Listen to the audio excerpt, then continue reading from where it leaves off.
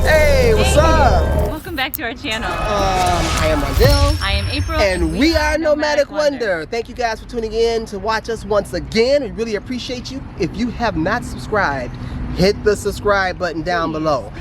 We really appreciate you. And we listen to you. What are we talking about today, sweetheart? We are talking about the 5 areas of Merida that you can move into if this is a place you want to come. So we're going to talk about the 5 most popular areas here in Merida. At the top of that list is the epicenter of all activity here in Merida, right? What is it called? So number 1, Centro. Centro. Number 2, the Montes. Oh yeah. Number 3, Altabrisas. Altabrisas. Number 4, how do you say it? Caucel. Caucel. And number 5, Las Americas. These are the 5 most popular areas here, and we'll break each area down for you right now.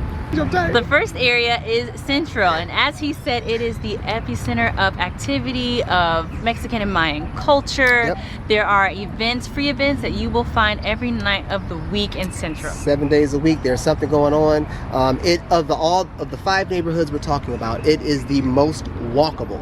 All right. Yes, that's true. You will find several coffee shops, restaurants, and shops in Centro. I want to say it's a designation. It's an area. There are neighborhoods within Central. You know those neighborhoods? Yeah, that is Santa Ana, Santa Lucia, and Santiago. Good job, girl. And they are all kind of named based on the little parks that they have surrounding them. So that's Centro. There's something to do every day of the week.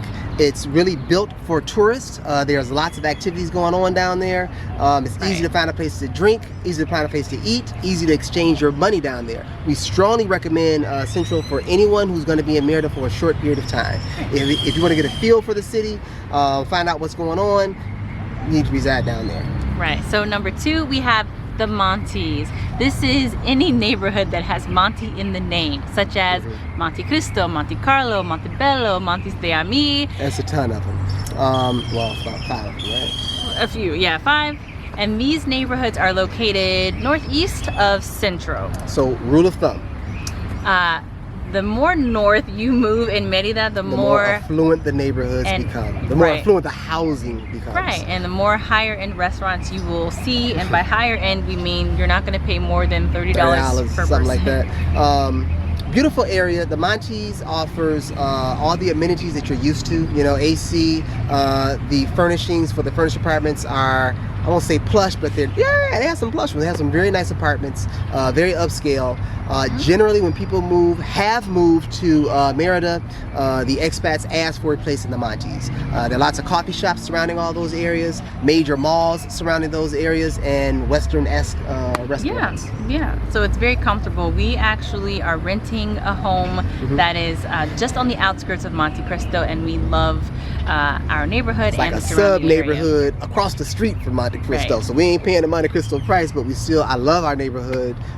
It's still very I want to say Mexican. It's in the heart of a working class neighborhood. I like it. Yeah. What's the next area? Number 3, Altabrisas, which is kind of in the mix of the Montes, but it is its own little neighborhood. There's a mall there. There are also restaurants. It's also not walkable necessarily. No. Not as walkable as Centro. Unless you want to sweat, baby. Right. What do you have to say about Altabrisas? Altabrisas has an excellent housing stock. There are many new apartments out there, a lot of new builds out there, and they have the amenities of the Montes without the price tag of the Montes. So it's a little less than the Montes are, but it is also a little bit further, just a little bit further away from all of the activity. Yeah, really northeast. Yep. So while we're talking about distance, what's next up? Next up is Caucel.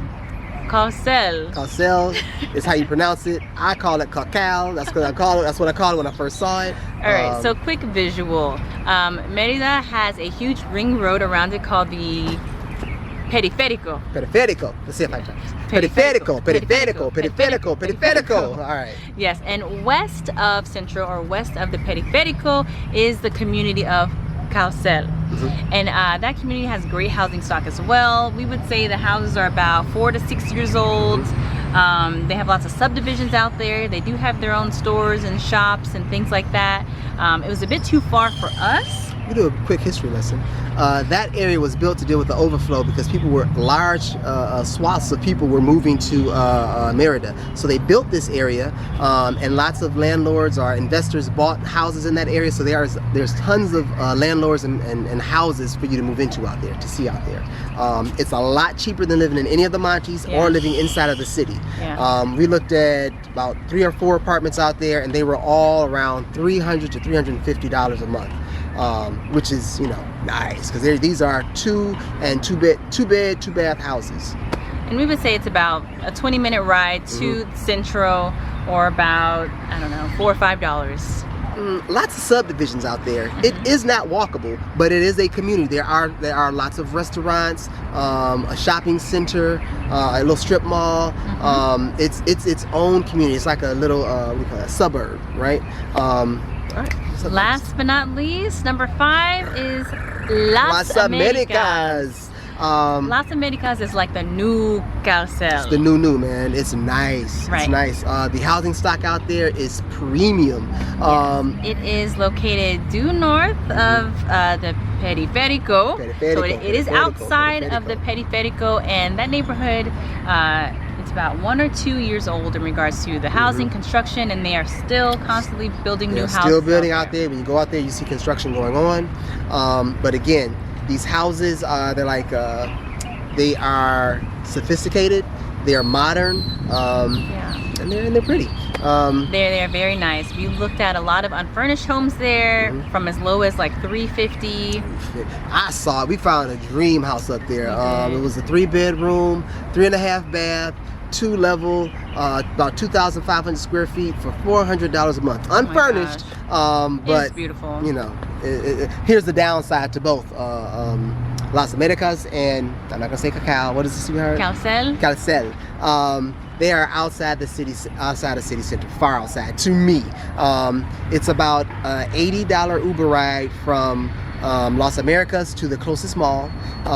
That comes out to about $4, so not that big a deal, but still, that's a ride you'd have to make every day if you want to come into the city. Right. So those are the 5 popular neighborhoods. Our recommendation for you, if you are looking to move to Merida, is to look at those neighborhoods and around those neighborhoods for those smaller. You don't necessarily have to look around Las Americas or around. Las Americas is just like its own little. It's not. There's a grocery store out there. You can stay out there without having to come into the city for things. There's a grocery store. There's a gym, and they are building outward from there. So that's true. And I guess one perk about living in Las Americas is that you're closer to Progreso Beach, so you would be about 20 minutes away if you are settling out there. So the 2 neighborhoods of choice for long-term expats seem to be Las Americas and Caucel. It seems. So those are our recommendations, guys. Those are the 5 neighborhoods. If you have questions, you want to know anything more, please hit the comments. Please like this video if you enjoyed the information. And if you have not subscribed, what you waiting for? Hit that subscribe button. Thanks, guys. We'll see you next time. We out.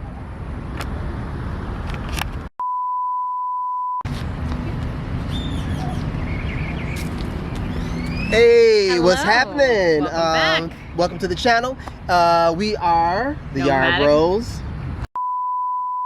We want to thank you guys for tuning into our channel. We want to say thank you.